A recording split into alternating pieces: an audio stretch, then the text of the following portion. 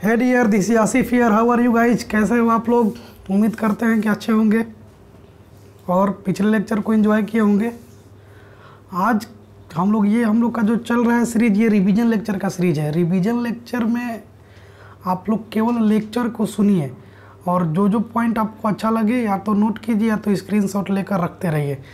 यानी ये revision lecture है। आज कोशिश करूंगा कि पूरा इसको ख़त्म कर दूं, फिर भी बच जाए तो कल एक छोटा सा 10 से 15 मिनट का लेक्चर होगा, लेकिन आज ज़्यादा चीज़ को कवर करूंगा क्योंकि लाइट चैप्टर जो है अपने आप में लाइट में 2 पार्ट आ जाता है। एक आता है रिफ्लेक्शन, एक आता है रिफ्रैक्शन। तो अपने आप में एक बहुत बड़ा चैप्टर हो जाता है और क्लास 10th के साइंस में सबसे ज़्यादा यहाँ से क्वेश्चन पूछे जाते हैं फिजिक्स पोर्सन में। यानी 10 से 12 नंबर 15 नंबर का भी क्वेश्चन यहाँ से आपसे पूछ सकता है। इसलिए इस लेक्चर को अच्छा से पढ़िए। ये रिवीजन लेक्चर है, ध्यान दीजिए, केवल लेक्चर को सुनिए, आपको सब समझ में आएगा। तो आज हम लोग बात करेंगे रिफ्लेक्शन के में कुछ मिरर के कंसेप्ट की बात करेंगे, रिफ्रैक्शन का ही बात करेंगे, बहुत सारे पॉइंट को बात करेंगे। आप आराम से इस लेक्चर को सुनते रहिए और हर जो आपको इम्पोर्टेंट लगे या फिर आपको अच्छा लगे स्क्रीनशॉट लेते रहिए। हम तो कहेंगे कि हर पेज का स्क्रीनशॉट लेते रहिएगा ताकि आपको पढ़ने में आसानी हो, पढ़ने में कोई प्रॉब्लम ना हो। क्योंकि उतना बड़ा किताब पढ़ते होंगे एस चंद वगैरह, तो उससे पढ़ने से अच्छा है कि उतना बड़ा चैप्टर को एक साथ पढ़िएगा तो बहुत समय लगेगा।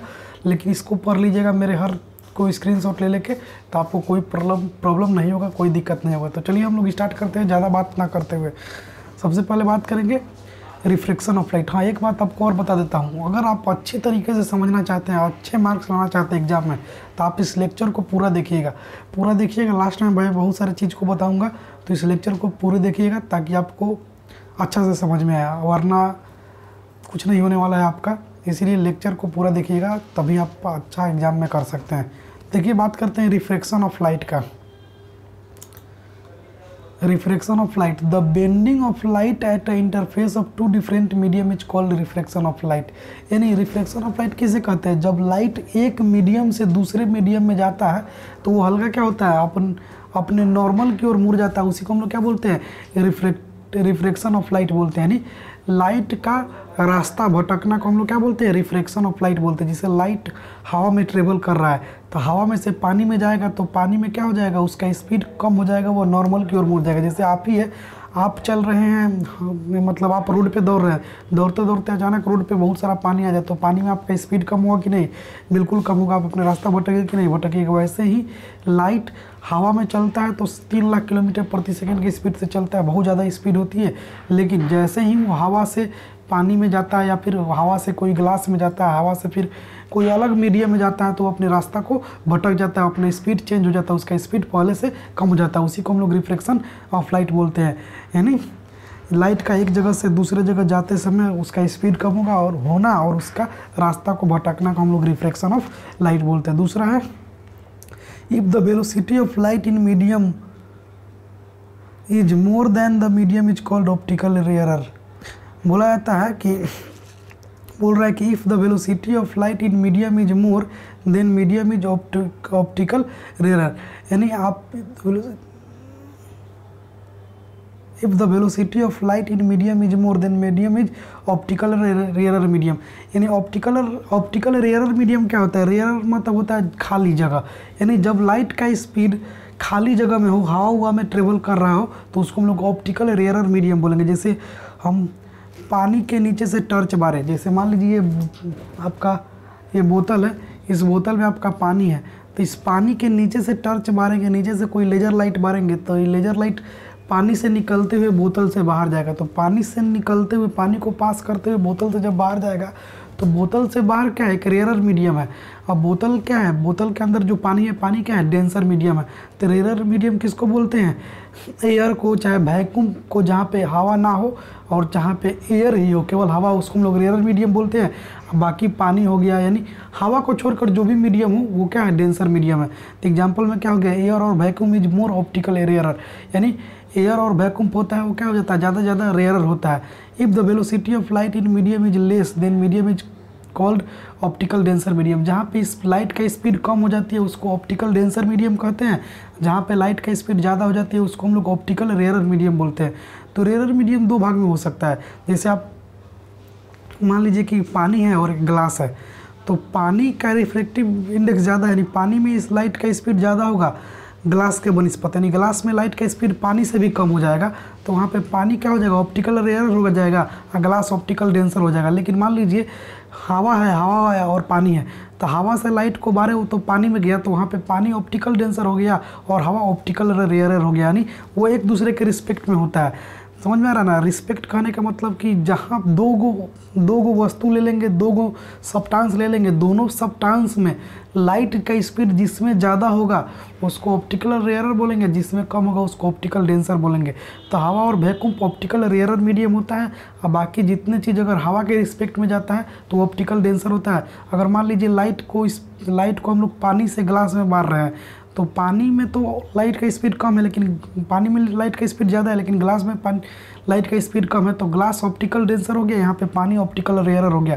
तो ऑप्टिकल रेयरर पानी भी हो सकता है, जैसे ग्लास भी ऑप्टिकल रेयरर का हो जाएगा। कब, जब ग्लास में लाइट को बारे और ग्लास से लाइट पास करके एक डायमंड रखती है, डायमंड में भी लाइट बारे, तो वहाँ पे डायमंड में लाइट का स्पीड ग्लास से भी ज़्यादा कम है, तो ग्लास वहाँ पे ऑप्टिकल रेयरर हो गया, डायमंड ऑप्टिकल डेंसर हो गया। तो आई होप ऑप्टिकल रेयरर क्या होता है, ऑप्टिकल डेंसर क्या होता है, ये रिस्पेक्ट में होता है, आपको समझ में आ गया होगा।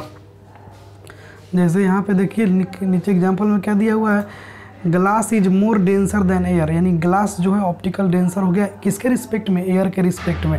फिर पानी के रिस्पेक्ट में भी ग्लास क्या है, मोर डेंसर है। फिर ग्लास ऑप्टिकल कब हो जाएगा, वो ग्लास ऑप्टिकल रेयरर कब हो जाएगा, वो डायमंड के रिस्पेक्ट में। तो आपको समझ में आ रहा होगा।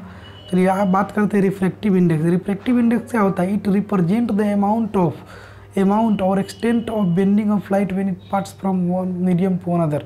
देखिए रिफ्रैक्टिव इंडेक्स किसको बोलते हैं, जब हम लोग लाइट को एक माध्यम से दूसरे माध्यम में जाते हैं तो लाइट अपना रास्ता कितना भटकता है उसी को रिफ्रैक्टिव इंडेक्स बोलते हैं। जैसे आप कहीं पे गए और कहीं पे जाने के बाद आप कितना रास्ता भूल गए उसी को रिफ्रैक्टिव इंडेक्स बोलते हैं। यानी आप ज़्यादा, जैसे मान लीजिए आप पटना आए, पटना आने के बाद आप रास्ता भूले, अगर ज़्यादा भूले तो ज़्यादा रिफ्रैक्टिव इंडेक्स है, कम भूले तो कम रिफ्रैक्टिव इंडेक्स, यानी लाइट का रास्ता भटकना कोई हम लोग क्या बोलते हैं, रिफ्रैक्टिव इंडेक्स बोलते हैं। तो रिफ्रैक्टिव इंडेक्स भी दो प्रकार का होता है, एक होता है रिलेटिव रिफ्रैक्टिव इंडेक्स और दूसरा होता है एब्सोल्यूट रिफ्रैक्टिव इंडेक्स। तो रिलेटिव रिफ्रैक्टिव इंडेक्स किसको बोलते हैं, रिलेटिव रिफ्रैक्टिव इंडेक्स बोलते हैं जब, देखिए यहाँ पे refractive index of medium with respect to other medium is called relative refractive index. यानी जब एक मीडियम से लाइट दूसरे मीडियम में जाएगा तो उसको हम लोग रिलेटिव रिफ्रैक्टिव इंडेक्स बोलेंगे। यानी दो गो अलग अलग मीडियम हो गया तो उसको हम लोग रिलेटिव रिफ्रैक्टिव इंडेक्स बोलेंगे। यानी जैसे मान लीजिए पानी से लाइट गया कहाँ पे, ग्लास में, तो वहाँ पे रिलेटिव रिफ्रैक्टिव इंडेक्स होगा। चाहे ग्लास से पानी में आया, चाहे ग्लास से कोई आयल में गया, फिर चाहे ग्लास से कोई डायमंड में गया, या फिर ग्लास से वाटर में गया, फिर ये डायमंड से वाटर में गया। यानी दो गो सब्सटेंस के बीच में जो लाइट ट्रेवल करेगा ना तो वहाँ पे रिलेटिव रिफ्रैक्टिव इंडेक्स होगा। और एब्सोल्यूट रिफ्रैक्टिव इंडेक्स किसको बोलते हैं, एब्सोल्यूट रिफ्रैक्टिव इंडेक्स उसको बोलते हैं, एब्सोल्यूट रिफ्रैक्टिव इंडेक्स उसको बोलते हैं, एब्सोल्यूट रिफ्रैक्टिव इंडेक्स उसको बोलते हैं जहाँ पे लाइट एयर से कहीं भी माध्यम में जाए। अब एयर से ग्लास में जाए, एयर से वाटर में जाए, एयर से डायमंड में जाए, तो एयर से कहीं पे जाएगा लाइट तो एब्सोल्यूट होगा। और कोई दो गो सब्सटेंस, ग्लास से कोई और सब्सटेंस में, चाहे ग्लास से ग्लास में ही जाए, चाहे ग्लास से डायमंड में जाए, तो उसको हम लोग रिलेटिव रिफ्रैक्टिव इंडेक्स बोलेंगे। यानी वहाँ पे दो गो रिलेटिव मतलब क्या, रिलेशन। जैसे मान लीजिए हम कैसे जा रहे हैं, हम हवा से पानी में जा रहे हैं, तो हवा से पानी में जा रहे हैं तो वो ऑब्सोलेट हो गया।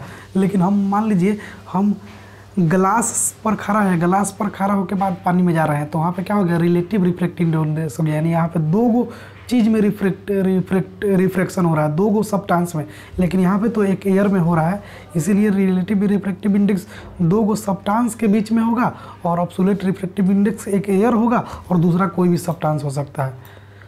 आगे देखते हैं refractive index of medium 1 with respect to medium 2 बराबर क्या होता है, speed of light in medium 2 by speed of light in medium 1। यानी उसको हम लोग डिनोट करते हैं कैसे, इसको हम लोग डिनोट करते हैं v2 बाई v1 से। यहाँ पे देखिए लिख दिए हैं हम क्या, refractive index of medium 1 with respect to medium 2 कैसे होता है, तो रिलेटिव रिफ्रैक्टिव इंडेक्स को हम लोग डिनोट करते हैं ऐसे n से। तो इसको हम लोग कैसे लिखते हैं, relative refractive index of medium 1 with respect to medium 2। तो relative refractive index of medium 1 with respect to medium 2 क्या हो जाएगा, v2/v1, यानी v2 कहने का मतलब क्या, speed of light in medium 2 by speed of light of in medium 1। इसको हम लोग रिफ्रैक्टिव इंडेक्स का फॉर्मूला होता है। आगे बात करते हैं refractive index of medium with respect to air और vacuum is called absolute refractive index. बता दिए कि एयर से जब भी लाइट कहीं और जाएगा तो वहाँ पे एब्सोल्यूट रिफ्रैक्टिव इंडेक्स होगा। तो एब्सोल्यूट रिफ्रैक्टिव इंडेक्स का फॉर्मूला क्या होता है, speed of light in air by speed of light in medium, यानी इसको हम लोग c/v से भी लिखते हैं। क्या चीज़ से लिखते हैं, c/v से, c/v, यानी यहाँ पे एब्सोल्यूट रिफ्रैक्टिव इंडेक्स को हम लोग भी रिफ्रैक्टिव इंडेक्स को म्यू से डिनोट करते हैं, जिसको हम लोग n की तरह लिखते हैं। यहाँ पे c/v, c क्या होता है, speed of light in air, और v क्या होता है, speed of light in medium में। तो आपको समझ में आ गया होगा।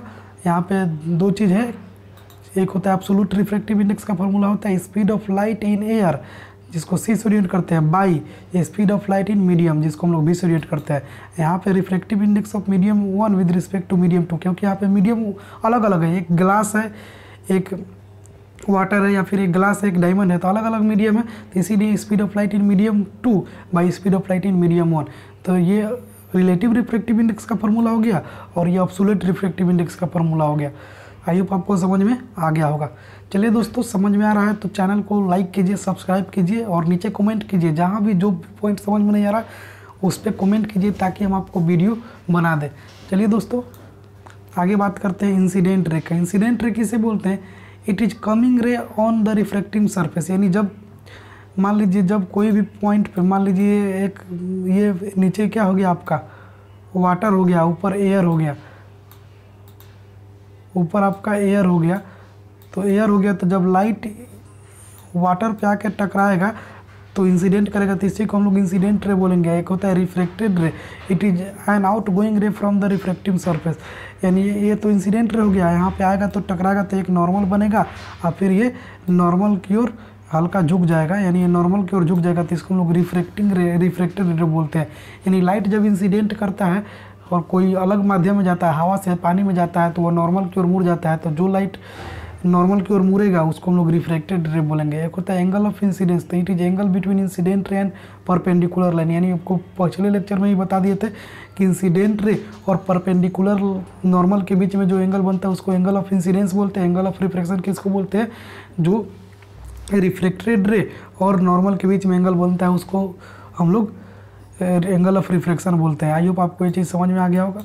हम लोग बात करते हैं लॉज ऑफ रिफ्रैक्शन। रिफ्रैक्शन के दो नियम होता है जिसको हम लोग स्नेल्स लॉ भी बोलते हैं। पहला नियम क्या होता है, बोलता है कि incident ray, refracted ray, normal at a point of incidence all lie in the same plane, यानी refracted ray, incident ray, normal at a point of incidence सब के सब एक ही तल पे आकर मिलता है, एक ही तल पे होता है। जैसे इसका कहने का मतलब क्या कि मान लीजिए कि ये पानी का सरफेस हो गया, तो इंसिडेंट रे भी यहाँ पे आएगा, नॉर्मल भी एक ही पॉइंट पे बनेगा और रिफ्रैक्शन भी एक ही पॉइंट पे बनेगा। यानी देखिए रिफ्रैक्शन लाइट, रिफ्रैक्टेड लाइट रे भी यहीं से गया, इंसिडेंट लाइट भी यहीं पे आया और नॉर्मल भी यहीं पे बना, सब के सब एक ही बिंदु पे, एक ही प्लेन पे बनता है। उसी को हम लोग फर्स्ट लॉ ऑफ रिफ्रैक्शन बोलते हैं। The incident ray, refracted ray, normal at a point of incident और लाइट सेम प्लेन, वो सब सेम प्लेन पे निर्भर करता है, सेम प्लेन पे ही बनता है। दूसरा क्या होता है, the ratio of sine of angle of incidence to the sine of angle of refraction is constant, यानी यहाँ पे जो एंगल बनता है हम लोग का,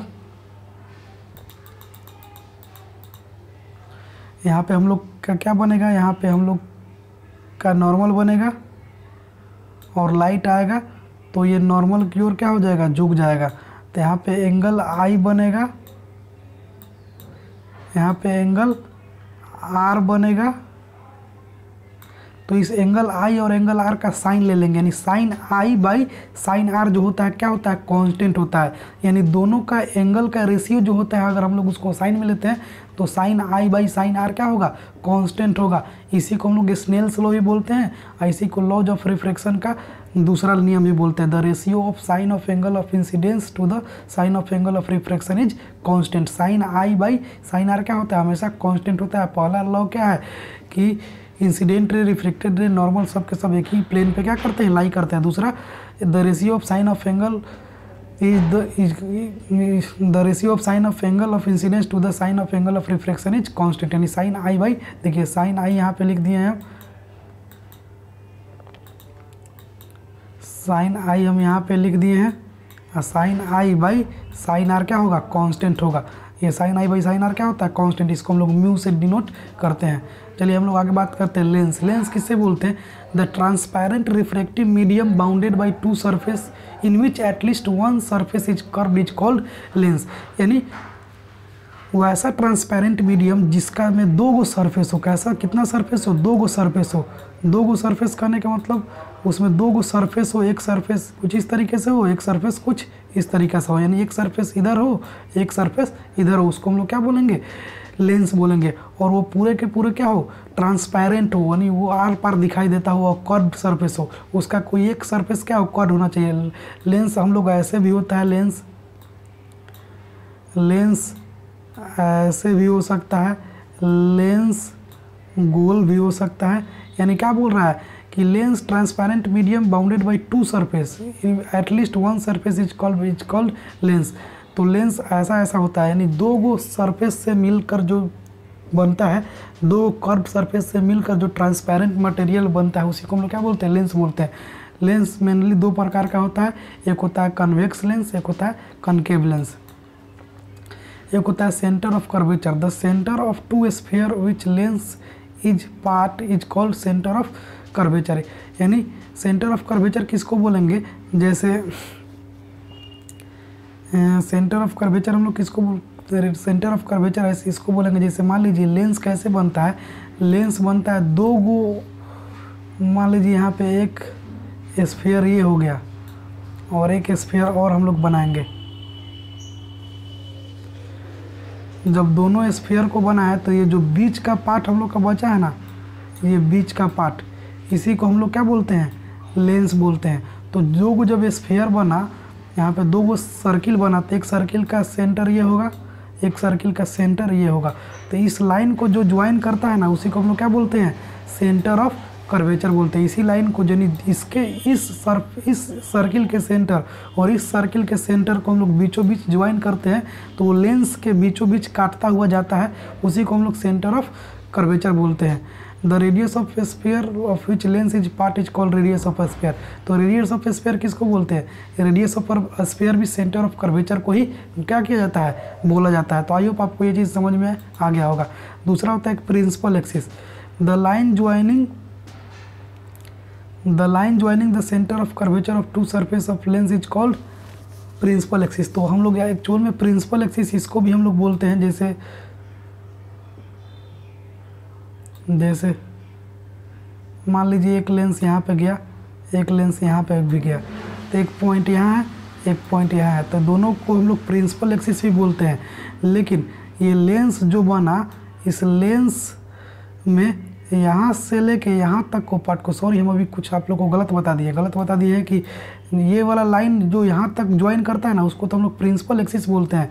लेकिन जब यहाँ से यहाँ तक जो बनता है, ये आपका लेंस बना, तो इस लेंस में इस पॉइंट से लेके सेंटर तक के दूरी को सेंटर ऑफ कर्वेचर बोलते हैं, और इसी को हम लोग रेडियस ऑफ कर्वेचर भी बोलते हैं। लेकिन जब हम लोग इस दोनों पॉइंट को ज्वाइन कर देते हैं, तो उसको हम लोग क्या बोलते हैं, प्रिंसिपल एक्सिस बोलते हैं। सॉरी गलती हो गया उस समय हम प्रिंसिपल एक्सिस को सेंटर ऑफ कर्वेचर बोल दिए, बल्कि सेंटर ऑफ कर्वेचर हम लोग किसको बोलते हैं, जैसे ये लेंस हो गया, इस लेंस हो गया, तो यहाँ पे इस लेंस से जब हम लोग यहाँ पे एक स्फीयर बनाएंगे ऐसे करके, तो यहाँ पे एक पॉइंट होगा, इस पॉइंट से लेंस के बीच के दूरी को हम लोग सेंटर ऑफ कर्वेचर बोलते हैं, और इसी के बीच के दूरी को हम लोग रेडियस ऑफ कर्वेचर भी बोलते हैं।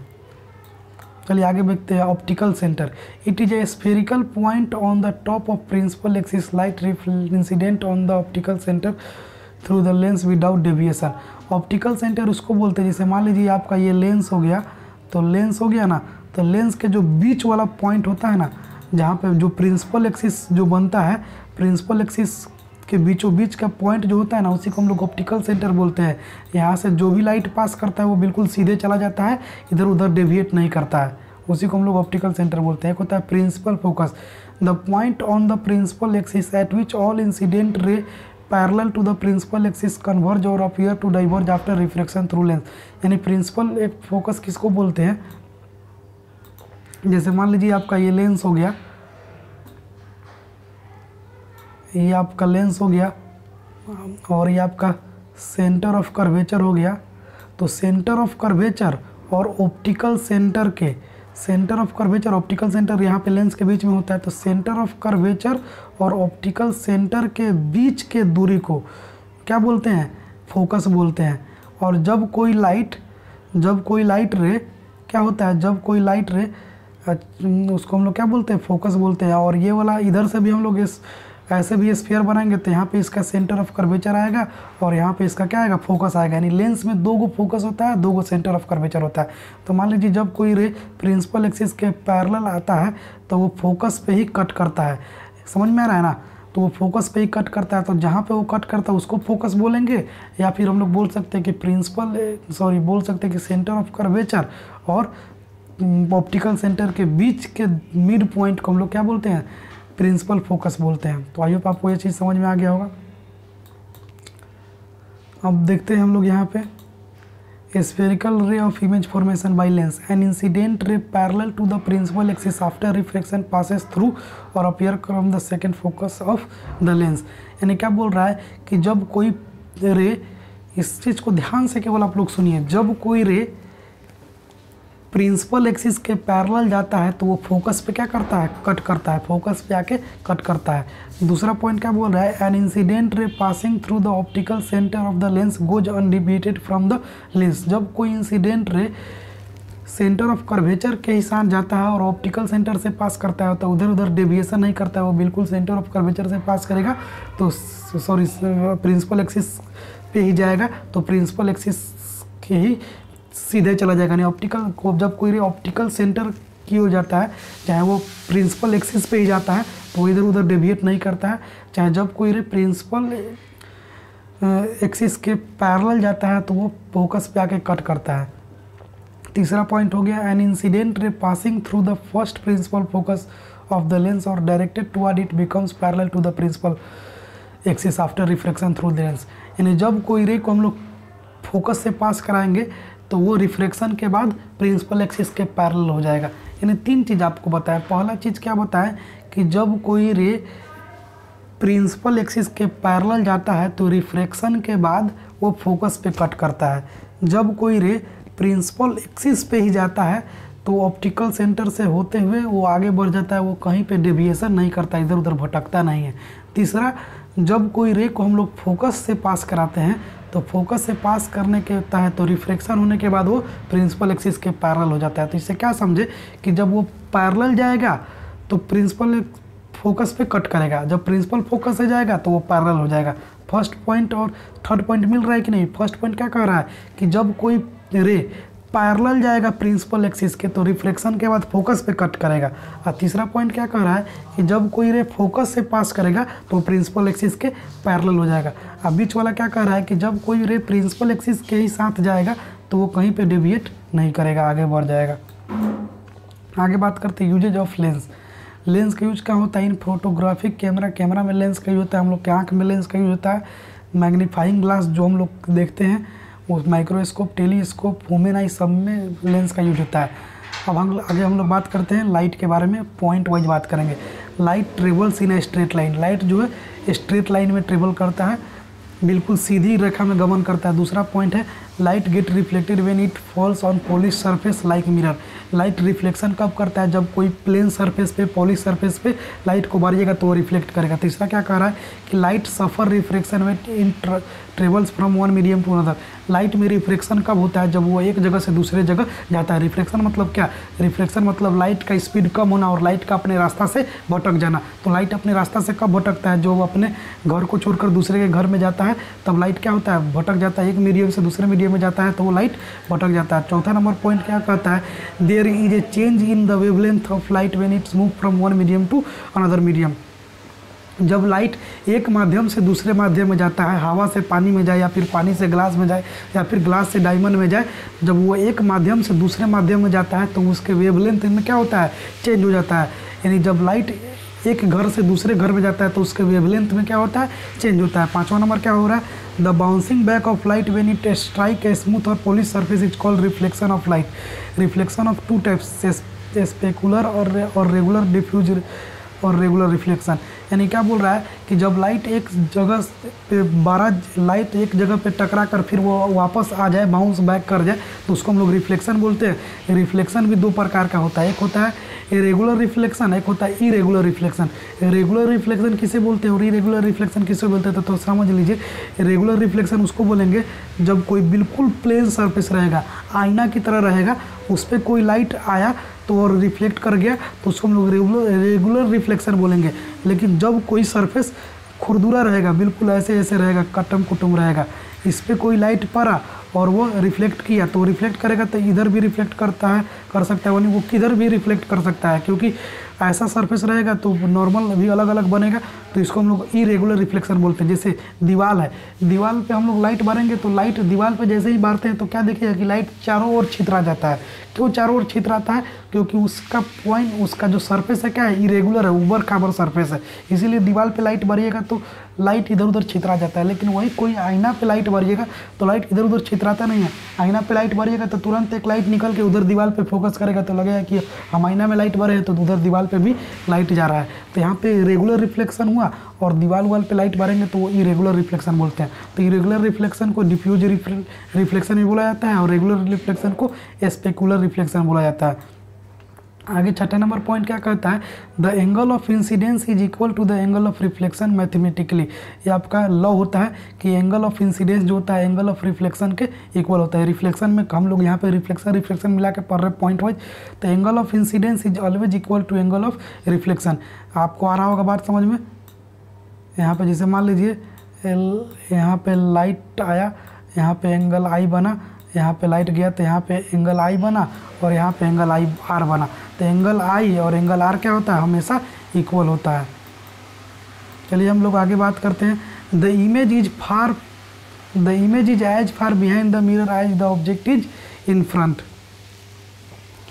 The image is as far behind the mirror as object is in front. आप मिरर में जितना दूरी पे रहिएगा आपका इमेज भी मिरर में उतना ही दूरी पे बनेगा। जैसे मान लीजिए आप, ये मिरर है, इस मिरर में हमारा फेस, अगर हम मिरर से मेरा फेस 1 फीट के दूरी पे है तो मेरा इमेज भी मिरर में 1 फीट के दूरी पर ही बनेगा। यानी जितना ऑब्जेक्ट का डिस्टेंस रहेगा मिरर से उतना ही इमेज का भी डिस्टेंस रहेगा मिरर से। यानी मान लीजिए हमारा आईना में हम 2 फीट पे, आईना मेरा 2 फीट पे रखा हुआ है, तो हम आईना में 2 फीट से देख रहे हैं, तो ऑब्जेक्ट हम है, तो मेरा हम 2 फीट दूर है आईना से, तो मेरा इमेज भी जो बनेगा ना आईना में 2 फीट अंदर बनेगा। यानी ऐसा बहुत दिखाई देता है। ऐसा तो वो इमेज कैसा बनता है, वर्चुअल अकाल्पनिक होता है। तो इसीलिए जितना दूर इमेज रहेगा उतना, जितना दूर ऑब्जेक्ट रहेगा आईना से उतना ही दूर अंदर, आईना के अंदर इमेज भी बनेगा। जैसे जैसे आप मिरर को अपने पास लाइएगा तो आपका इमेज भी आपका पास आता जाएगा, मिरर को दूर ले जाइएगा तो आपका इमेज भी मिरर के अंदर दूर जाता हुआ जाएगा। The image is unmagnified virtual and erect. यानी जो प्लेन मिरर में इमेज बनता है वो कैसा इमेज बनता है, जितना आपका साइज है उतना ही इमेज बनेगा। दूसरा वर्चुअल इमेज बनता है और वो सीधा इमेज बनता है। ऐसा नहीं है कि आपका मुंह यहाँ पे प्लेन मिरर में आपका मुंह छोटा है तो प्लेन मिरर में आपका फेस बड़ा हो जाएगा।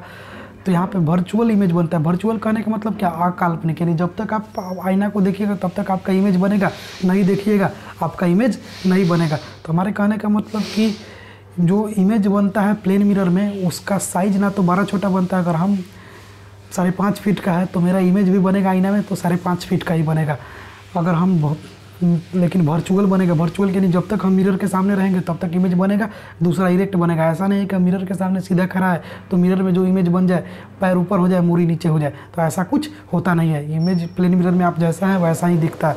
और उसमें एक केस होता है कि आपका मिरर में आप दाहिना हाथ उठाइएगा तो आपका बायां हाथ दिखेगा, और बायां हाथ दिखाइएगा तो आपका दाहिना हाथ दिखेगा। वो केवल मिरर में होता है। यहाँ पे लिखा हुआ है द इमेज है राइट लेफ्ट रिवर्सल, यानी उसको हम लोग लेटरल इन्वर्सन बोलते हैं। जैसे गाड़ी में एम्बुलेंस लिखा होता है, उल्टा क्यों लिखा रहता है कि आगे जो गाड़ी वाला जाएगा उसके आईना में वो इमेज सीधा दिखाई देगा, इसीलिए उल्टा लिखा रहता है। आगे देखिए, focal length of plane mirror is infinity. यानी इन प्लेन मिरर का जो फोकल लेंथ होता है क्या होता है, इन्फिनिटी होता है। आपसे कोई क्वेश्चन पूछ देगा कि बताओ प्लेन मिरर का फोकल लेंथ क्या होता है, तो इन्फिनिटी होता है, याद रखिएगा। Power of plane mirror is 0, यानी प्लेन मिरर का पावर हमेशा 0 होता है। सब बहुत अच्छा पॉइंट है, आपके ऑब्जेक्टिव MCQ क्वेश्चन में पूछ सकता है। चलिए, if a plane mirror is, देखिए आपका टाइम लगता है आज 1 घंटा पूरा जाएगा, लेकिन कोई बात नहीं, आज कंसेप्ट ज़्यादा बिल्ड होगा। If a plane mirror is turn by an angle of reflected by turn by 2 theta, ये आपके लिए पॉइंट नहीं है। If a plane mirror is turn by angle the reflected ray turn by 2 theta. देखिए इस point को आप लोग ना ही पढ़िएगा तो ठीक रहेगा, यहाँ से क्वेश्चन आपको नहीं पूछेगा, क्लास 12 का पॉइंट है, हम लिख दिए हैं। इसका कहने का मतलब है कि अगर प्लेन मिरर को थीटा एंगल से घुमाइएगा तो जो रिफ्लेक्टेड रे होगा ना वो भी 2 थीटा से घूम जाएगा, यानी प्लेन मिरर को थीटा से घुमाइएगा तो रिफ्लेक्टेड रे 2 थीटा से घूम जाएगा। बस न्यूमेरिकल में काम आता है, आपके लिए नहीं है। 30 नंबर पॉइंट क्या कर रहा है, the least size of plane mirror to view object is equal to half of the size of object. यानी मान लीजिए आप 5 फीट के हैं, ठीक, कोई 5 फीट का है और अपने मिरर में पूरा फोटो को देखना चाहता है तो मिरर का साइज़ कितना होना चाहिए, तो अगर आप 5 फीट का है तो मिरर का साइज़ होना चाहिए 2.5 फुट।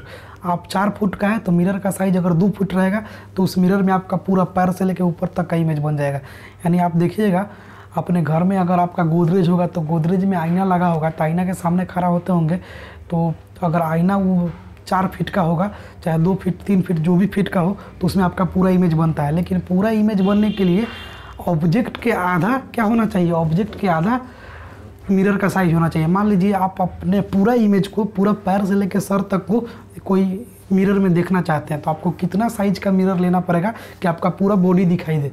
तो मान लीजिए आपका हाइट है 5.5 फुट, चाहे मान लीजिए 5 फुट आपका हाइट है, यानी आप 5 फुट आपका हाइट है, तो आपका अगर मिरर का साइज 2.5 फुट रहेगा ना तो आपका पूरा फिगर बन जाएगा, पूरा इमेज उसमें आ जाएगा।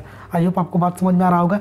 यानी मान लीजिए ये बोतल है, इस बोतल का हाइट है 1 मीटर, तो 1 मीटर इस बोतल का हाइट है, तो मिरर का कितना हाइट होना चाहिए कि इस बोतल का क्या पूरा इमेज बना दे, तो मिरर का हाइट होना चाहिए इस बोतल के आधा। यानी इस बोतल के आधा का भी अगर मिरर रहेगा ना तो मिरर में पूरा के पूरा क्या आ जाएगा, इसका इमेज बन जाएगा। इसीलिए अगर आपसे क्वेश्चन पूछ देगा कि आपका हाइट, आपका पूरा इमेज बनाना हो तो आपका मिरर का साइज कितना होना चाहिए, तो आप बता दीजिएगा कि मेरे हाइट के आधा, यानी मेरे हाइट के हाफ अगर मिरर का साइज रहेगा तो मेरा उसमें पूरा इमेज बन जाएगा।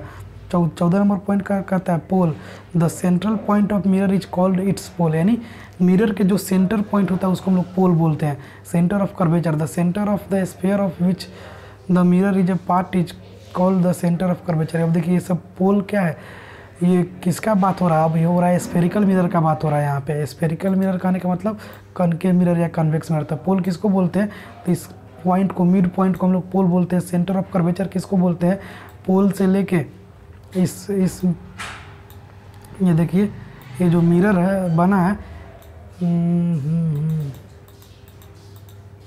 मान लीजिए आपका स्फेरिकल मिरर हो गया, इसके बीच के पॉइंट को हम लोग क्या बोलते हैं, पोल बोलते हैं। तो इसका सेंटर ऑफ कर्वेचर किसे बोलेंगे, सेंटर ऑफ कर्वेचर बोलेंगे। इसको हम लोग बड़ा करके एक हम स्फीयर बनाए, स्फीयर बनाएंगे तो यहाँ पे इसका सेंटर होगा, तो इस सेंटर से पोल तक के दूरी को हम लोग क्या बोलते हैं, सेंटर ऑफ कर्वेचर बोलते हैं। सेंटर से पोल तक के दूरी को सेंटर ऑफ कर्वेचर बोलते हैं।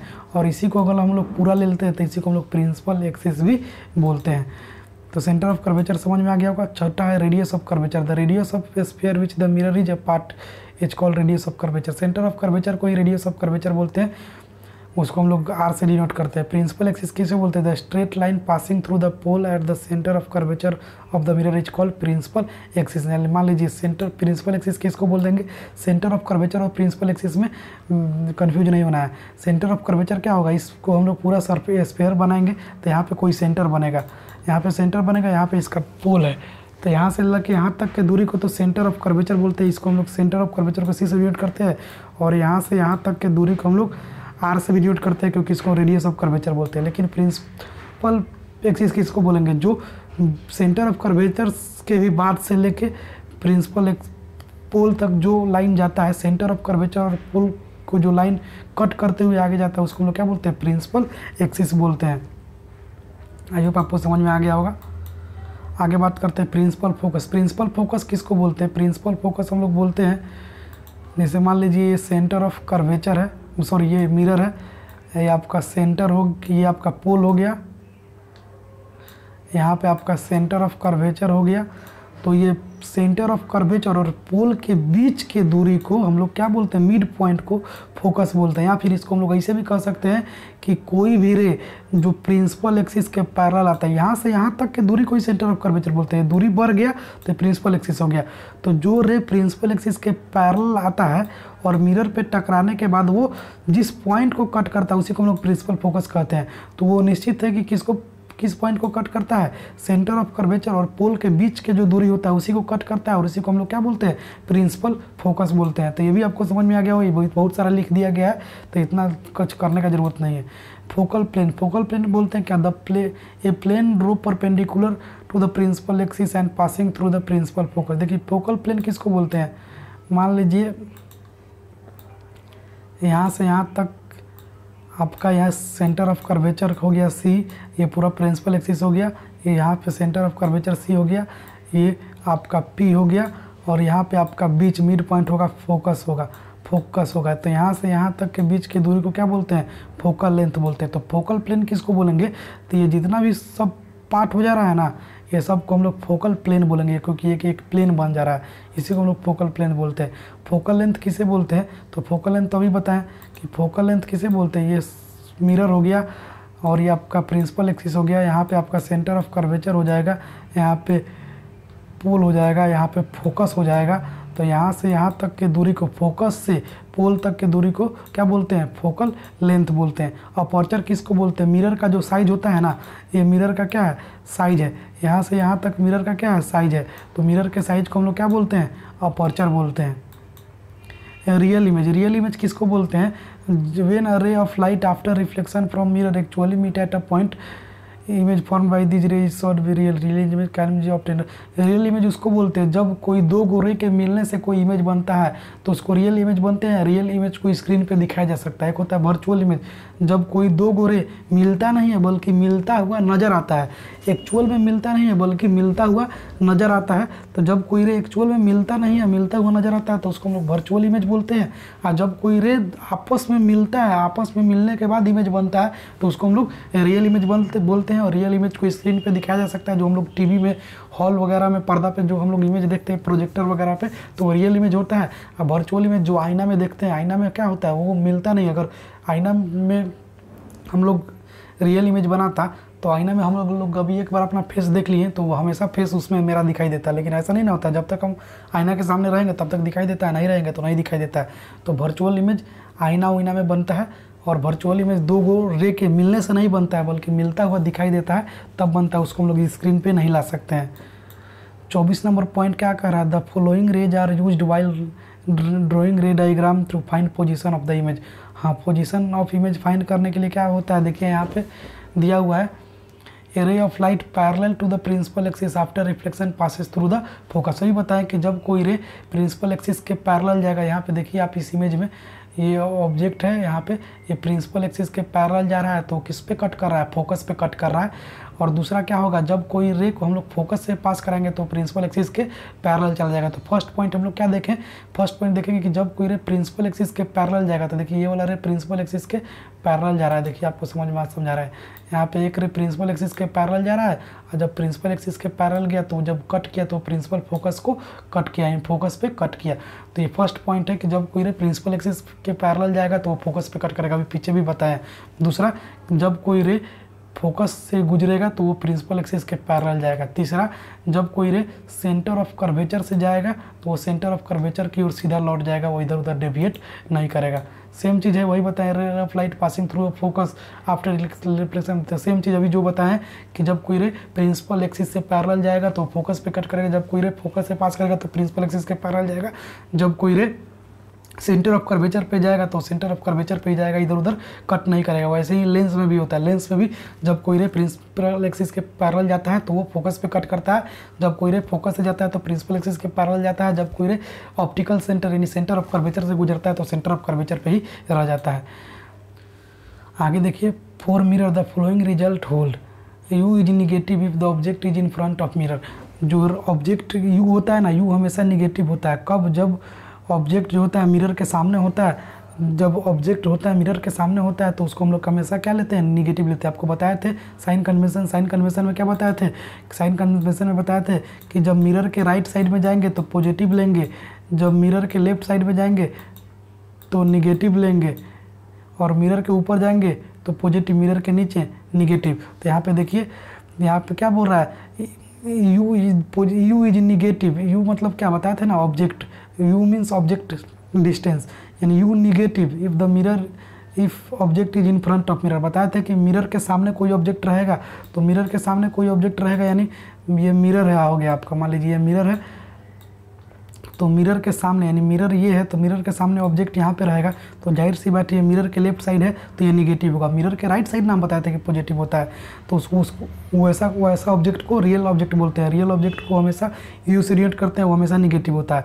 You is positive if the object is behind the mirror. अगर ऑब्जेक्ट मिरर के बाहर में हो, यानी ऑब्जेक्ट मिरर से पीछे हो, बिहाइंड हो, मिरर के पीछे हो, मान लीजिए ऑब्जेक्ट है मिरर के पीछे है, तो वो हमेशा पॉजिटिव होगा, क्योंकि ऑब्जेक्ट मिरर के पीछे यानी मिरर के पीछे यानी मिरर के राइट साइड में, तो राइट साइड में पॉजिटिव, लेफ्ट साइड में नेगेटिव बताए थे। यू भी is negative if the image in front of mirror, यानी इमेज अगर मिरर के सामने बनेगा यानी मिरर के लेफ्ट साइड बनेगा तो हमेशा इमेज, अगर मिरर के लेफ्ट साइड बनेगा तो हमेशा क्या होगा, निगेटिव होगा। मिरर के राइट साइड बनेगा तो हमेशा क्या होगा, पॉजिटिव बनेगा, और वो वर्चुअल इमेज बनेगा। और मिरर के लेफ्ट साइड बनेगा तो वो रियल इमेज। हमेशा याद रखिए कि जो निगेटिव होगा वो रियल होगा, जो पॉजिटिव होगा वो वर्चुअल होगा। फोकल, क्योंकि मिरर के पीछे जाएगा तो कोई इमेज बनेगा ही नहीं। वो आप प्लेन मिरर के पीछे खड़ा होइएगा तब का इमेज बनेगा, नहीं बनेगा। सामने खड़ा होइएगा तब ना इमेज बनेगा। Focal length of concave mirror is taken negative है, focal length of convex mirror is taken positive. हमेशा याद रखिएगा कि कन्वेक्स मिरर का जो फोकल लेंथ होता है हमेशा क्या होता है, पॉजिटिव होता है। क्यों होता है पॉजिटिव, सॉरी, कनकेव मिरर का फोकल लेंथ हमेशा निगेटिव होता है और कन्वेक्स मिरर का हमेशा पॉजिटिव होता है। क्यों, क्योंकि देखिए यहाँ पे कनकेव मिरर है, आपका कनकेव मिरर है, तो कनकेव मिरर का जो फोकस होगा इधर होगा कि नहीं, कनकेव मिरर का फोकस यहाँ पे होगा, यहाँ पे सेंटर ऑफ कर्वेचर होगा। तो फोकस किधर है, मिरर के लेफ्ट साइड में है, लेफ्ट साइड में है, तो फोकस हमेशा कनकेव मिरर का निगेटिव होगा। लेकिन मान लीजिए यही कौन सा मिरर है, यही कन्वेक्स मिरर है, तो कन्वेक्स मिरर किसको बोलते हैं, कन्वेक्स मिरर इसको बोलते हैं। जब इधर से रंग दिया जाए तो ये कन्वेक्स मिरर हो गया। तो कन्वेक्स मिरर में क्या होता है, कन्वेक्स मिरर तो हम लोग कोई चीज़ को इधर से देखेंगे, तो कोई चीज़ को जब हम लोग इधर से देखेंगे तो यहाँ पे इसका फोकस हो जाएगा और यहाँ पे ऑब्जेक्ट हो जाएगा। तो यहाँ पे कन्वेक्स मिरर के राइट साइड में ऑब्जेक्ट भी है, राइट साइड में ही फोकल लेंथ है, राइट साइड में ही सेंटर ऑफ कर्वेचर है। क्यों, राइट साइड में है, इसीलिए हमेशा पॉजिटिव होता है। तो कन्वेक्स मिरर का फोकस पॉजिटिव होता है और फोकल लेंथ पॉजिटिव होता है, और कनकेव मिरर का फोकल लेंथ निगेटिव होता है। 26 क्या कर रहा है, when the image of form by spherical mirror is real it also inverted and is on the same side of mirror as the object, since both V and R U are negative the magnification is negative। यानी क्या कह रहा है कि जब कोई भी spherical mirror से रियल इमेज बनता हो और इन्वर्टेड इमेज बनता हो और same side of mirror object भी रखा होता हो और V और U क्या होता है, निगेटिव आता है, तो मैग्निफिकेशन भी उसका क्या होगा, निगेटिव ही आएगा। 27 नंबर क्या कर रहा है, when the image form by spherical mirror is virtual it's also erect. जब कोई भी मिरर में इमेज वर्चुअल बनता है तो हमेशा इरेक्ट होता है, और उसका यू भी निगेटिव हो और भी पॉजिटिव हो तो वहाँ पे मैग्निफिकेशन जो क्या होता है, पॉजिटिव होता है। तो हमेशा इस चीज़ को याद रखिएगा कि जब इमेज क्या हो, रियल हो और इन्वर्टेड हो तो मैग्निफिकेशन निगेटिव होगा। यानी इमेज क्या हो, रियल हो और इन्वर्टेड हो, यानी सीधा हो और रियल करने का मतलब वास्तविक हो और इन्वर्टेड मतलब उल्टा हो। यानी इमेज रियल हो और उल्टा हो तो उसका मैग्निफिकेशन निगेटिव होगा। मैग्निफिकेशन निगेटिव क्यों होगा, क्योंकि वो नीचे की ओर जाएगा तो निगेटिव ही होगा। दूसरा बात, जब कोई देखिए हम इसको समझाते हैं अच्छा से। मान लीजिए जब कोई ऑब्जेक्ट है, ये मिरर है, तो मिरर का इमेज इधर बना यानी रियल इमेज बना और इन्वर्टेड बना यानी ये रियल बना, इन्वर्टेड यानी उल्टा बना। तो उल्टा बना तो इसका मैग्निफिकेशन निगेटिव हो जाएगा। क्यों मैग्निफिकेशन निगेटिव होगा, क्योंकि बताया था कि प्रिंसिपल एक्सिस के नीचे निगेटिव होता है इमेज का साइज और प्रिंसिपल एक्सिस के ऊपर इमेज का साइज पॉजिटिव होता है। तो प्रिंसिपल एक्सिस के नीचे ना इमेज है, उल्टा है तो नीचे की ओर बनेगा, और जाहिर सी बात है उल्टा है तो रियल है तो इन्वर्टेड है, इन्वर्टेड है तो इसका मैग्निफिकेशन निगेटिव है।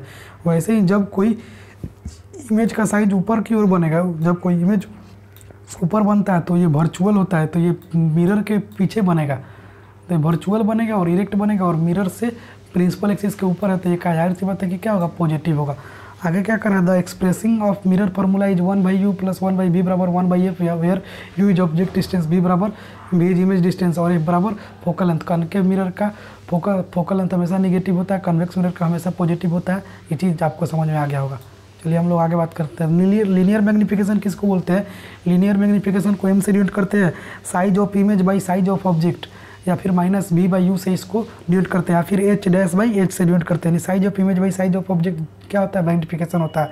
If m is positive the image is erect. बताए थे कि जब m पॉजिटिव होगा तो इमेज इरेक्ट होगा, सीधा बनेगा, और जब m निगेटिव होगा तो इमेज इन्वर्टेड होगा। अभी तो पीछे बताए हैं कि जब इमेज इन्वर्टेड होगा और रियल होगा तो नीचे की ओर बनेगा, नीचे की ओर बनेगा तो उसका मैग्निफिकेशन निगेटिव होगा, और जब इमेज रियल होगा, सॉरी इमेज वर्चुअल होगा और इरेक्ट होगा तो उसका मैग्निफिकेशन इमेज ऊपर की ओर बनेगा, प्रिंसिपल एक्सिस के ऊपर क्या होता है, पॉजिटिव होता है। जैसे अभी आपको बताया था ना कि साइन कन्वेंशन में कि इमेज इधर जाएंगे तो पॉजिटिव, इधर आएंगे तो निगेटिव, ऊपर जाएंगे तो पॉजिटिव, नीचे आएंगे तो निगेटिव।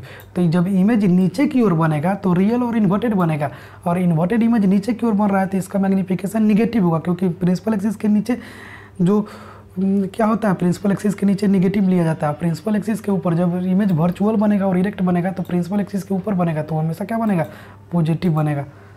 चलिए आगे चीज़ समझ में आ गया। Position of object, position of image, nature of image और यूजेज पढ़ लेते हैं।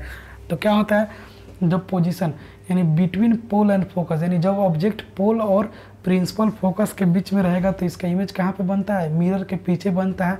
वो इमेज कैसा बनता है, वर्चुअल बनता है, इरेक्ट बनता है, और जो ऑब्जेक्ट का साइज रहता है उससे बड़ा बनता है। उस मिरर का यूज कहाँ किसके लिए करते हैं, वो ऐसा चीज़ का यूज किसके लिए करते हैं, सेविंग मिरर के लिए करते हैं और डेंटिस्ट मिरर के लिए करते हैं। दूसरा, जब ऑब्जेक्ट प्रिंसिपल फोकस पे रहेगा तो फोकस पे रहेगा तो उसका इमेज कहाँ पे बनेगा, इन्फिनिटी पे बनेगा और इमेज बहुत बड़ा बनेगा। और इसके लिए हम लोग टॉर्च में यूज करते हैं, क्योंकि देखिएगा टॉर्च में जो ऐसे करके ग्लास लगा रहता है कनके मिरर की तरफ, बिल्कुल फोकस पे रहता है, बीच में रहता है। क्यों बीच में रहता है, क्योंकि जब हम लोग टॉर्च जलाएंगे तो उसका रोशनी दूर तक जाएगा, यानी इन्फिनिटी तक जाएगा। देखते हैं टॉर्च को मार दीजिएगा तो इन्फिनिटी तक जाता है, जब तक उसके सामने कुछ नहीं आता तब तक वो जाते रहता है। तो इसीलिए टॉर्च में हम लोग कहाँ पे, फोकस पे हम लोग लाइट को लगाते हैं। देखिएगा टॉर्च में हम लोग लाइट को कहाँ पे लगाते हैं, फोकस पे लगाते हैं। क्यों, क्योंकि वो दूर तक जाए। वो ऐसे ही जब ऑब्जेक्ट फोकस और सेंटर ऑफ कर्वेचर के बीच में रहेगा तो इमेज कहाँ पे बनेगा, beyond centre of curvature. Image कैसा बनेगा, रियल बनेगा, इन्वर्टेड बनेगा और बिगर देन द ऑब्जेक्ट, यानी ऑब्जेक्ट से बिगर बनेगा। इसका हम लोग यूज कहाँ पे करते हैं, फ्लड लाइट्स में, यानी जहाँ पे बाढ़ वगैरह आता है, नदी वगैरह में जो लाइट लगाया जाता है उसके लिए इसका यूज करते हैं। Eight a centre of curvature, जब सेंटर ऑफ कर्वेचर पे रहेगा तो उसका इमेज सेंटर ऑफ कर्वेचर पे ही बनेगा, रियल बनेगा, इन्वर्टेड बनेगा। जितना ऑब्जेक्ट का साइज रहता है उतना ही इमेज का भी साइज बनेगा। इसका प्रयोग हम लोग reflecting mirror for projector lamp वगैरह में जो मिरर लगता है ना, उसके लिए इसका प्रयोग करते हैं। जब हम लोग पांचवा पॉइंट क्या कर रहा है कि जब ऑब्जेक्ट को बियॉन्ड सेंटर ऑफ कर्वेचर रखते हैं तो जो इमेज बनता है प्रिंसिपल फोकस और सेंटर ऑफ कर्वेचर के बीच में बनता है, रियल बनता है, इन्वर्टेड बनता है और छोटा साइज का छोटा बनता है, यानी जितना ऑब्जेक्ट का साइज रहता है उससे छोटा बनता है। इसका यूज कहीं पे होता नहीं है, बस हम लोग इसको पढ़ने के लिए यूज करते हैं। जब इमेज इन्फिनिटी पे रहेगा तो जब ऑब्जेक्ट इन्फिनिटी पे रहेगा तो इसका इमेज प्रिंसिपल फोकस पे बनेगा और ये रियल बनेगा, इन्वर्टेड बनेगा और बहुत छोटा बनेगा। और इसका हम लोग प्रयोग करते हैं सोलर डिवाइस में। जैसे सोलर क्या होता है, सोलर में सूरज इन्फिनिटी पे है और सूरज इन्फिनिटी पे है, सूरज से लाइट को लेकर सोलर क्या करता है, लाइट को एक जगह फोकस करता है ताकि बैटरी को ज़्यादा से ज़्यादा चार्ज करे। तो हम लोग क्या पढ़े कि जब ऑब्जेक्ट पोल और फोकस के बीच में रहता है तो इमेज मिरर के पीछे बनता है, जब ऑब्जेक्ट प्रिंसिपल फोकस पे रहता है तो इमेज इन्फिनिटी पे बनता है, जब ऑब्जेक्ट फोकस और सेंटर ऑफ कर्वेचर के बीच में रहता है तो इमेज सेंटर ऑफ कर्वेचर के पीछे बनता है, जब सेंटर ऑफ कर्वेचर के पे रहता है तो सेंटर ऑफ कर्वेचर पे ही बनता है, जब सेंटर ऑफ कर्वेचर के पीछे रहता है तो सेंटर ऑफ कर्वेचर और फोकस के बीच में बनता है और इन्फिनिटी पे रहता है तो फोकस में बनता है। तो इसको स्क्रीनशॉट आप लोग ले लीजिएगा, वीडियो को पॉज कर करके इसका भी स्क्रीनशॉट ले लीजिएगा, आपके बुक में भी दिया होगा। और ये तो हो गया कनकेव मिरर को, इमेज फॉर्मेशन इन कनकेव मिरर। अब बात करते हैं कन्वेक्स मिरर में। कन्वेक्स मिरर में दो ही पोजीशन होता है। जब इन्फिनिटी पे रहेगा तो appears at the principal focus, वो प्रिंसिपल फोकस पे अपीयर होता हुआ दिखाई देता है, बनता नहीं है, बनता हुआ दिखाई देता है। इमेज कैसा बनता है? वर्चुअल बनता है, इरेक्ट बनता है और एक्सट्रीमली बहुत छोटा बनता है। इसका यूज हम लोग करते हैं गाड़ी में पीछे के व्यू देखने के लिए, गाड़ी में जो मिरर लगा रहता है पीछे कौन गाड़ी आ रहा है उसको देखने के लिए। दूसरा बिटवीन इन्फिनिटी एंड पोल, जब इन्फिनिटी और पोल के बीच में रहता है तो इसकी इमेज बनता हुआ कहाँ पे दिखाई देता है? प्रिंसिपल फोकस और पोल के बीच में बनता हुआ दिखाई देता है। Virtual, erect and diminish, size में वर्चुअल ये होता है, सीधा होता है, बहुत छोटा होता है। Use as a rear view mirror, इसका भी हम लोग रियर व्यू मिरर के लिए यूज करते हैं। इसका भी आप लोग स्क्रीनशॉट ले सकते हैं। चलिए आगे बात करते हैं।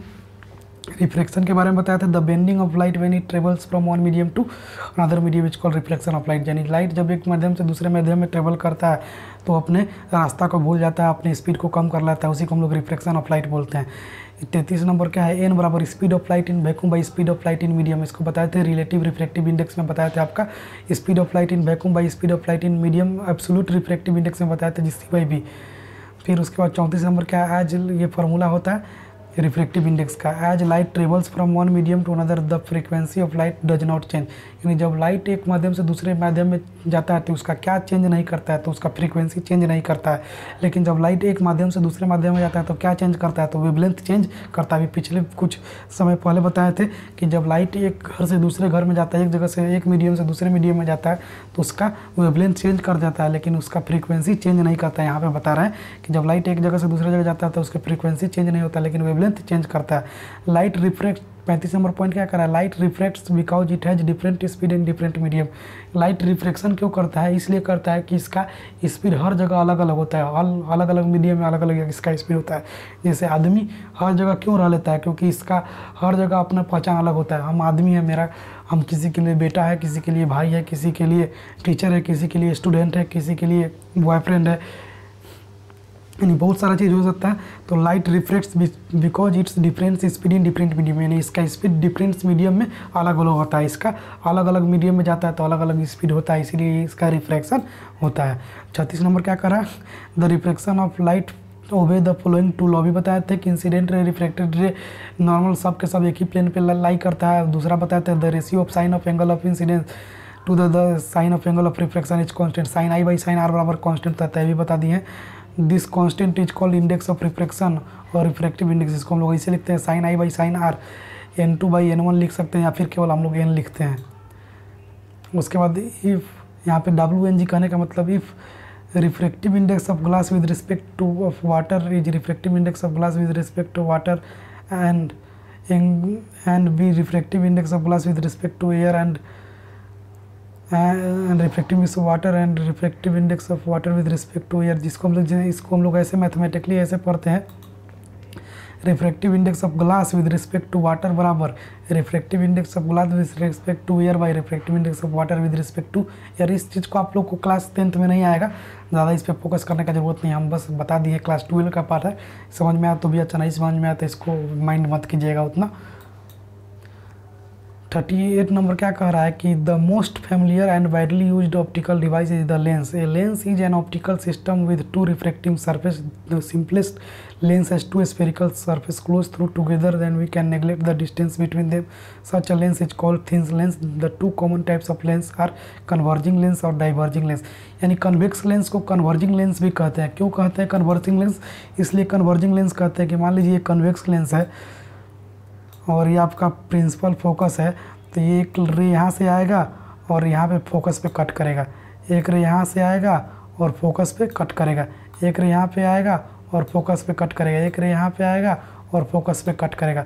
तो सब आकर फोकस पे ही कट कर रहा है, यानी सब रे आकर एक जगह मिल रहा है। तो कन्वर्ज मतलब क्या होता है? मिलना। तो उसी को लिए हम लोग कन्वेक्स लेंस को कन्वर्जिंग लेंस भी बोलते हैं। लेकिन कन्वेक्स लेंस क्या होता है? डाइवर्जिंग लेंस होता है। सॉरी, जो कनकेव लेंस होता है डाइवर्जिंग लेंस होता है, कुछ इस प्रकार का होता है। तो ये प्रिंसिपल एक्सिस हो गया, तो लाइट ऐसे जाएगा ऐसे डाइवर्ज हो जाएगा, लाइट ऐसे जाएगा ऐसे डाइवर्ज हो जाएगा, जो भी लाइट जाएगा ऐसे डाइवर्ज हो जाएगा, इसीलिए इसको हम लोग डाइवर्जिंग लेंस बोलते हैं। और लेंस हम लोग जो लेते हैं बहुत पतला लेते हैं, हम लोग पढ़ने के लिए तो मोटा मोटा लेंस ले लेते हैं, एक्चुअल में लेंस इतना मोटा नहीं होता है, लेंस बहुत पतला होता है और उसी को हम लोग थिन लेंस बोलते हैं। आप लोग क्लास 12 में जाइएगा तो कभी लेंस नहीं पढ़िएगा, आप हमेशा थिन लेंस पढ़िएगा, क्योंकि हम लोग थिन लेंस को ही पढ़ पाएंगे, मोटा लेंस को नहीं पढ़ पाएंगे। तो लेंस को आपको मालूम है कि ऑप्टिकल लेंस किसको बोलते हैं, द टू सरफेस जिसके पास वैसा lens is optical system with to reflecting surface, यानी वैसा ऑप्टिकल सिस्टम, वैसा ट्रांसपेरेंट मटेरियल जिसका टू रिफ्लेक्टिव सरफेस हो, और उसी को हम लोग लेंस बोलते हैं। या फिर उसका एक बीच वाला पार्ट ऊपर से उठा हुआ और ऊपर नीचे का पार्ट धंसा हुआ, उसी को हम लोग क्या बोलते हैं, लेंस बोलते हैं। लेंस दो प्रकार का होता है, कन्वेक्स लेंस और कनकेव लेंस, डाइवर्जिंग लेंस और converging lens. It should be noted that if the above lenses are surrounded by a material with refractive index greater than the lens of the convex lens get converted into convex lens and vice versa। क्या होता है कि जब कोई lens को, तो हर lens का अपना अपना रिफ्रैक्टिव इंडेक्स होता है, तो जब कोई लेंस के रिफ्रैक्टिव इंडेक्स कम हो और उसको वैसा मीडियम में रख दिया जाए जिसका रिफ्रैक्टिव इंडेक्स लेंस के रिफ्रैक्टिव इंडेक्स से ज़्यादा हो, तो अपना क्या करेगा, माध्यम को चेंज कर लेगा। यानी मान लीजिए कोई ऑब्जेक्ट है जिसका रिफ्रैक्टिव इंडेक्स ज़्यादा है, और एक कोई मान लीजिए पानी है, पानी का रिफ्रैक्टिव इंडेक्स, मान लीजिए आप पानी, हाँ मान लीजिए पानी ही है, पानी का रिफ्रैक्टिव इंडेक्स ज़्यादा है और लेंस का रिफ्रैक्टिव इंडेक्स कम है, तो लेंस मान लीजिए कि कन्वेक्स लेंस है और पानी है, तो कन्वेक्स लेंस का रिफ्रैक्टिव इंडेक्स मान लीजिए कि पानी से कम है, तो जैसे उस कन्वेक्स लेंस को पानी में डालेंगे ना, तो कन्वेक्स लेंस कैसा रूप ले लेगा, कनकेव लेंस की तरह हो जाएगा। वही मान लीजिए अगर कनकेव लेंस रहेगा और उसका रिफ्रैक्टिव इंडेक्स पानी से कम रहेगा, तो उसको अगर हम लोग पानी में डाल देंगे तो वो क्या हो जाएगा, कन्वेक्स लेंस हो जाएगा। यानी जब कोई लेंस का रिफ्रैक्टिव इंडेक्स कम है और उसको कोई मीडियम में डाल दिया जाए, चाहे कोई मीडियम में रख दिया जाए जिसका रिफ्रैक्टिव इंडेक्स उस लेंस के रिफ्रैक्टिव इंडेक्स से ज़्यादा हो, तो अपना रूप चेंज कर लेता है। मान लीजिए कन्वेक्स लेंस है, मान लीजिए इस बोतल में क्या है, पानी है, तो इस बोतल में पानी है और एक मेरे पास लेंस है जिस लेंस का रिफ्रैक्टिव इंडेक्स इस पानी के रिफ्रैक्टिव इंडेक्स से कम है, और वो लेंस कन्वेक्स लेंस है। तो इस कन्वेक्स लेंस को जैसे ही इस पानी में डालेंगे तो इस पानी का रिफ्रैक्टिव इंडेक्स ज़्यादा था और लेंस का रिफ्रैक्टिव इंडेक्स कम था, तो पानी में जैसे ही वो लेंस जाएगा तो वो लेंस कौन सा लेंस की तरह काम करने लगेगा, था कन्वेक्स लेंस, लेकिन पानी में जाते ही बन जाएगा कनकेव लेंस।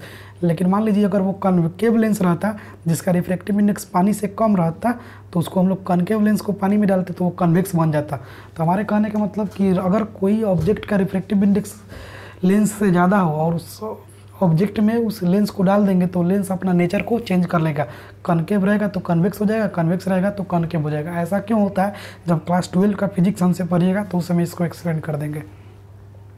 वही बात यहाँ पे लिखा हुआ है, any lens that is thicker at a centre than its edge is converging lens with positive wave, and any lens at thicker at a edge than its centre is diverging lens is negative wave.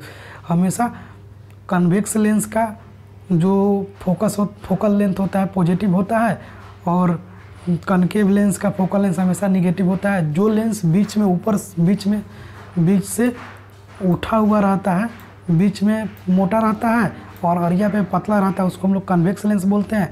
और जो lens बीच में पतला रहता है और अरिया पे उठा रहता है उसको हम लोग कनकेव लेंस बोलते हैं। कनकेव लेंस का फोकल लेंथ निगेटिव होता है और कन्वेक्स लेंस का फोकल लेंथ पॉजिटिव होता है। ऑप्टिकल सेंटर किसको बोलते हैं ये भी बताएं। ऑप्टिकल सेंटर तो सब बता दिए कि ऑप्टिकल सेंटर लेंस के बीच वाला पॉइंट को ऑप्टिकल सेंटर बोलते हैं, जहाँ से कोई भी रे पास करता है तो वो डेविएट नहीं करता। प्रिंसिपल एक्सिस किसे बोलते हैं, मान लीजिए प्रिंसिपल एक्सिस हम लोग बता दिए हैं आप लोगों को। प्रिंसिपल एक्सिस लेंस में किसे बोलेंगे, यहाँ पे देख लीजिए, ये सी जो है ऑप्टिकल सेंटर है, ये एक इधर दो गो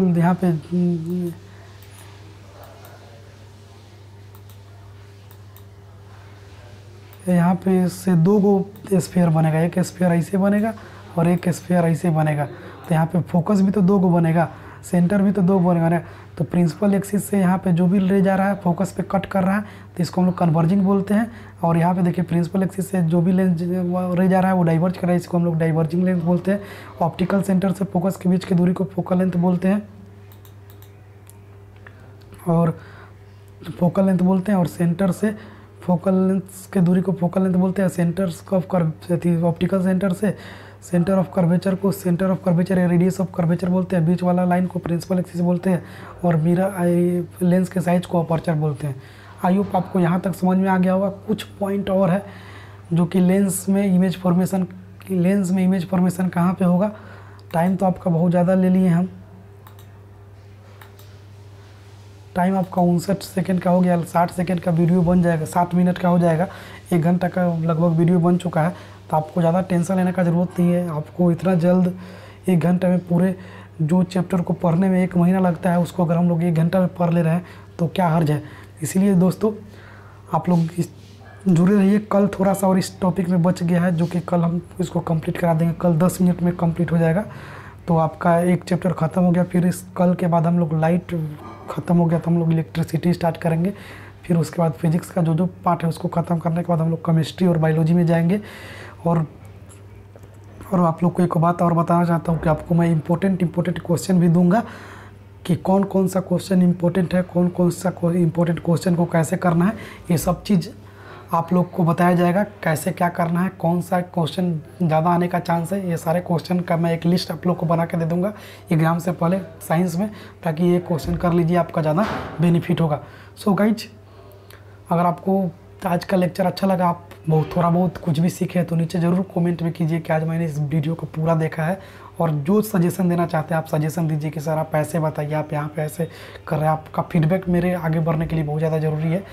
और आप मेरे चैनल को ज़्यादा से ज़्यादा शेयर कीजिए, मेरे सपोर्ट कीजिए प्लीज़। तो और आप लोग ज़्यादा से ज़्यादा वीडियो को शेयर कीजिए अपने दोस्तों के साथ। इस पर कंपटीशन का भी तुरंत तैयारी होने वाला है। जो आपका भैया होंगे कॉम्पिटिटिव एग्ज़ाम का तैयारी करते होंगे, उनसे भी चैनल को सब्सक्राइब कराइए। सो दोस्तों फिर मिलते हैं नेक्स्ट क्लास में। तब तक के लिए have a nice day, bye bye, take care, love you all guys.